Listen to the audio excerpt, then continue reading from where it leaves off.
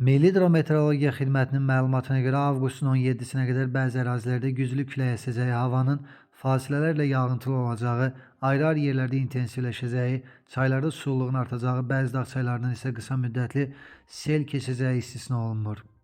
Fövqəladə Hallar Nazirliyi odur ki, belə hava şəraitində əhaliyə bir daha təhlükəsizlik qaydalarını xatırladır.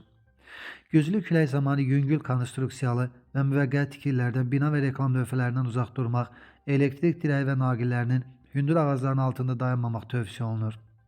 Bundan başqa, güclü küləyin baş verən yanğınların söndürülməsi ilə bağlı yaratdığı çətinlikləri nəzərə alaraq küləkli havada yanğın təhlükəsizlik qaydalarına ciddi riayət olunmalı, kiçik həcmli gəmi istifadəçiləri belə hava şəraitində dənizə çıxmağın qadağan olduğunu nəzərə almalıdırlar. Eyni zamanda intensiv yağıntıların səbəb ola biləcəyi sel və daşqından qorunmaq üçün sel və daşqın təhlükəli ərazilərdən uzaq durmaq, bu təhlükə ilə üzləşdikdə isə dərhal yaxınlıqdakı yüksəkliyə qalxmaq tövsiyə olunur. Hər hansı bir ciddi təhlükə zamanı 112 qaynar xəttə zəng edə bilərsiniz.